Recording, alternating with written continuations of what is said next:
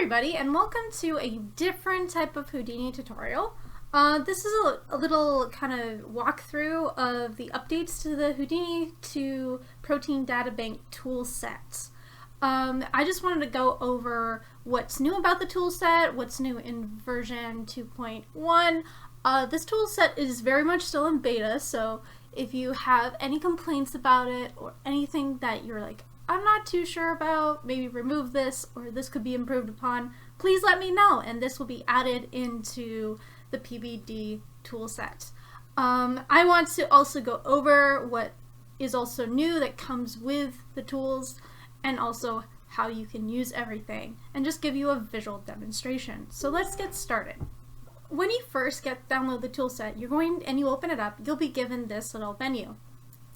Inside it, you can see the types of things that you will receive, such as the example data, the HDAs, and the other information. So let's cover the information first, go into the HDAs in Houdini, and also cover the example data that comes in with it. In the README section, you'll be able to see the general updates that have happened in the builds. Currently, this is version 2.1, so you'll be able to see the updates in here and also what's sort of being made in the process. Over here is the HDA information for all the HDAs that are currently existing inside the package. So for the ribbon diagram HDA, it will say what different functions are allowed to happen inside them.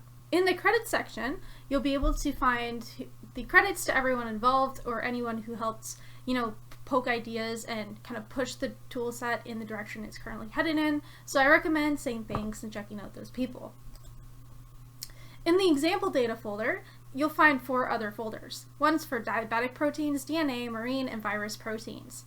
Inside of here are downloaded files from the PDB protein data bank that you can work with and that are confirmed to work with this tool set.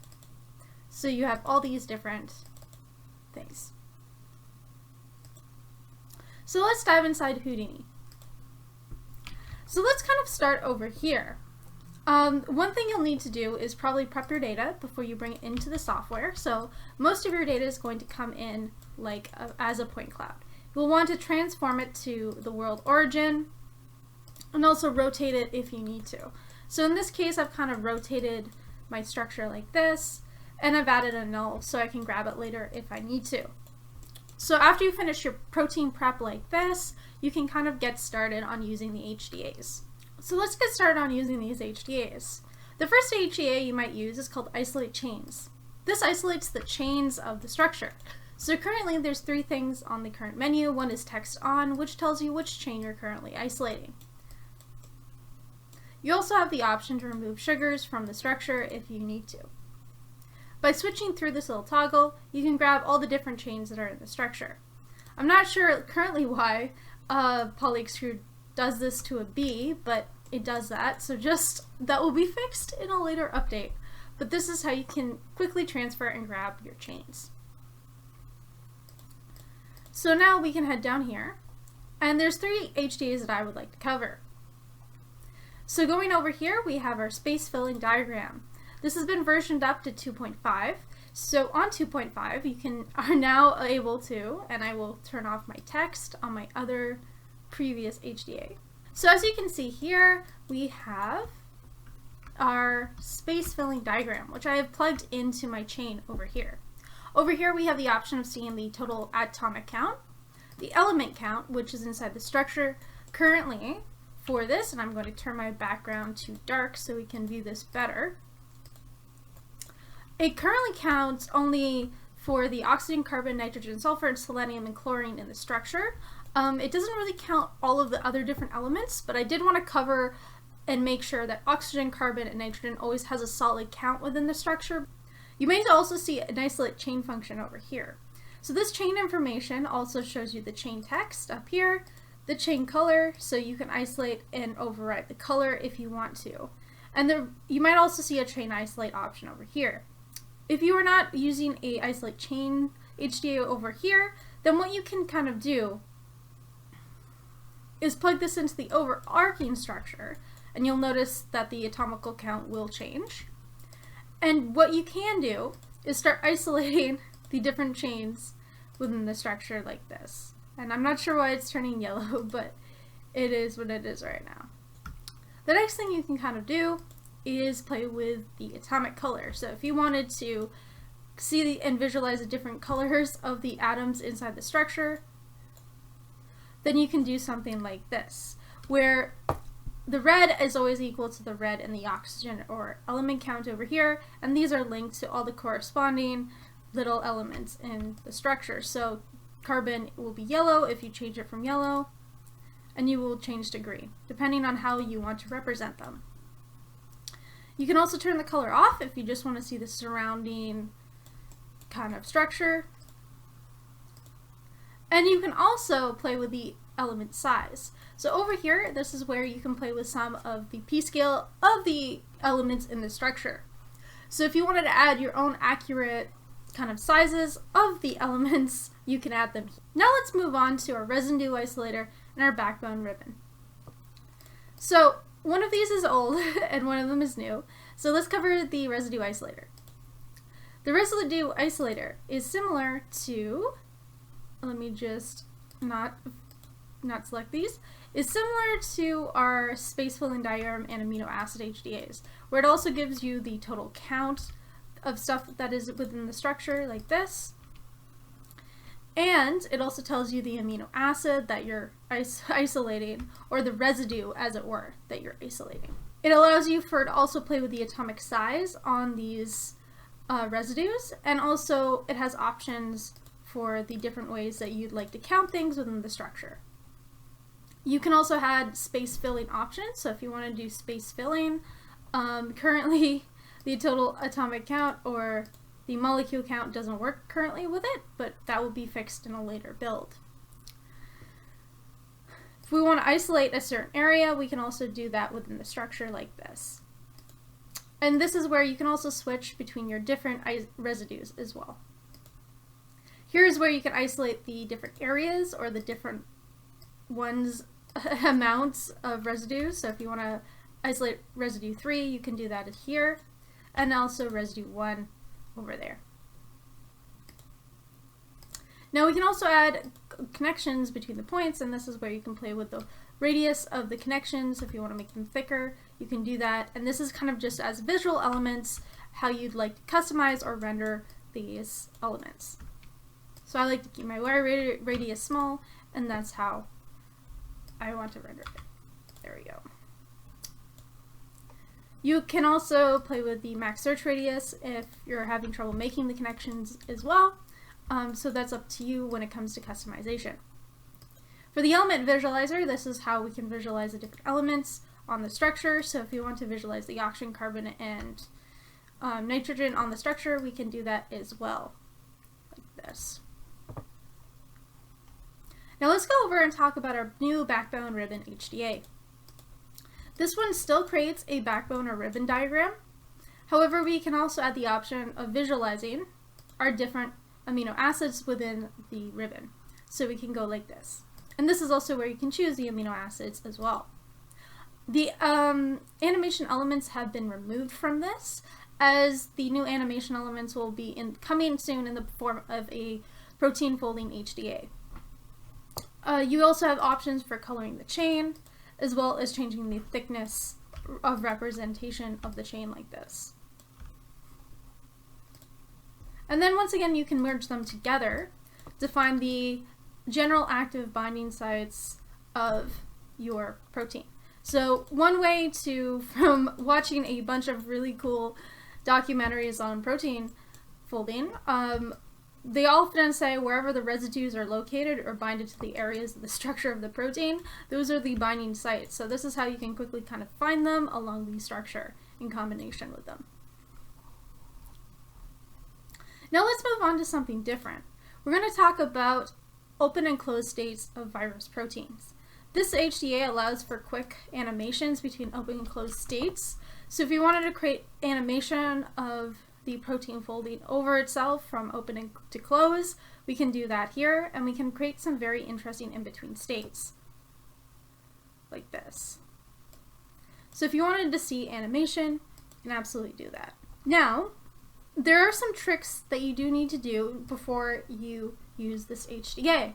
These HDAs do need to be working in tandem with the isolate chain HDAs, as you need to isolate different chains and push them into place based on where they are in the structure. So for the first information that you'll need is basically the open and closed states of both of the virus protein that you'll need. So the opened is kind of over here and the closed is over here. So I've brought them in and I've made sure that they match up somewhat and they're rotated to 0, 0, 0 in the scene. So I've kind of moved this one over here and you can see them slowly kind of aligning with each other. And then I wanted to align them even more and make sure that they're generally in the same location. So when we grab both chains, there's no problem with the overlap or the animation when we stick this into our HDA. I also had to transform this one just a little bit more to get it closer. So now we can isolate our chains within the structure, so we can go text on, go to chain A, remove any sugars that we need, or choose whichever chain, like this. And you'll want to isolate the same chain for the open state as well, so both of these are on chain A.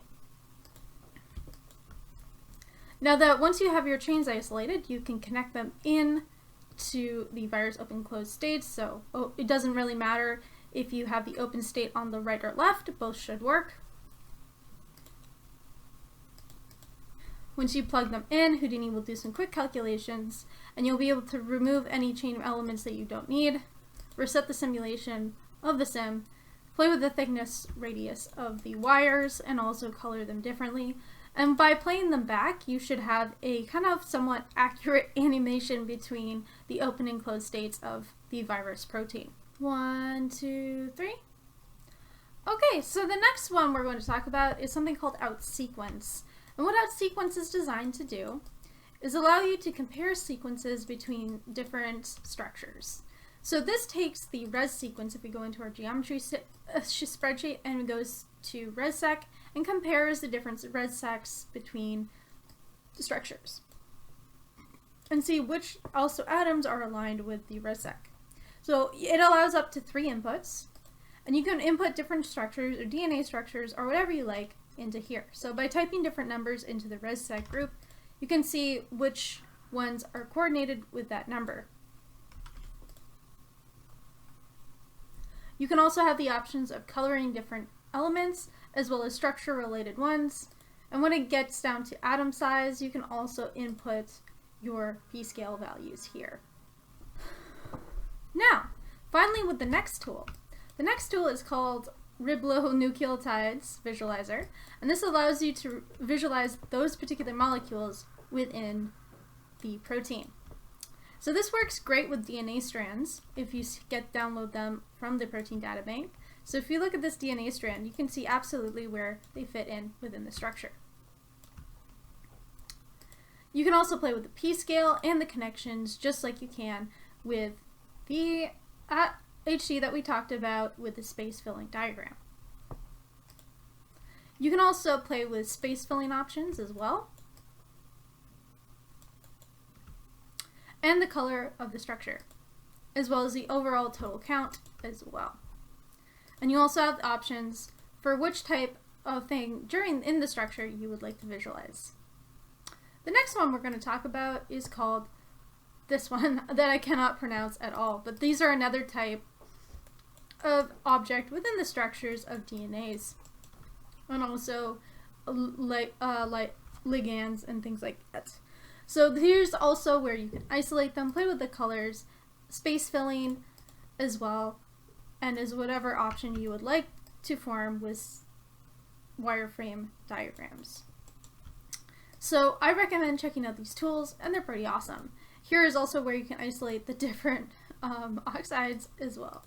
Now finally, we're going to cover this last batch of demos, which is talking mainly about our amino acid HDA and our amino animate HDA. Now let's start with the prep. So of course we've translated our data to the world space with 0, 0, 0, and we've kind of rotated it slightly.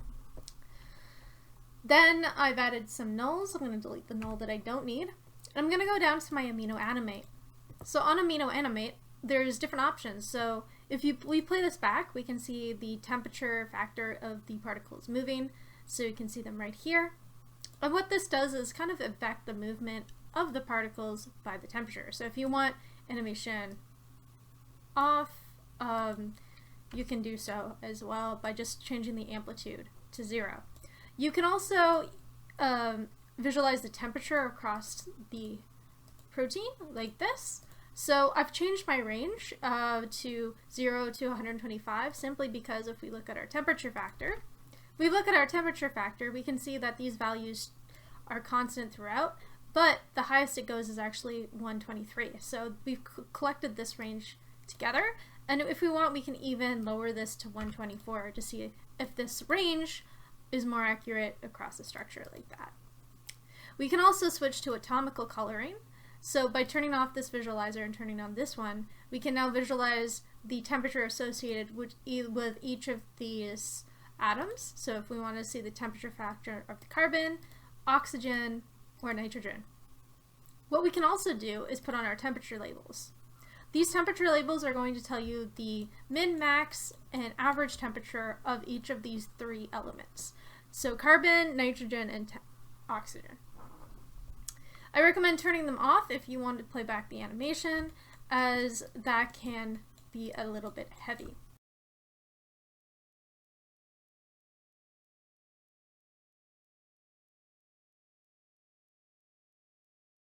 Finally, we can talk about our amino acid HDA. This amino acid HDA is similar to the other HDAs that we've talked about for isolating different acids and also residues that we've talked about previously. Just like them, here you can select your amino acid like this, and the computer should, or Houdini, should think about it for a few seconds and then build those amino acids. You can also isolate amino acids based on which ones you would like to isolate with the different functions. You also have options for looking at the total count of things as well. Down here is where you can basically play with your p-scale. In this case, p-scale is equal to the size of the element, so that's where you can accurately put in the size of the element if that's up to you. Here you can play with the connections between each element, and the element visualizer where you can play with the colors of the different elements as well. Each color is in relation to the names over here, so carbon is in orange, and orange over here are the carbons. Over here are the visualizers, so you can turn off the names if you find them a little bit too annoying. And that's pretty much it for all the updates to the toolset. There will be more coming, especially when it comes to protein folding and playing with bonds between atoms. So stay tuned, and I'll keep you posted about all of these. Bye!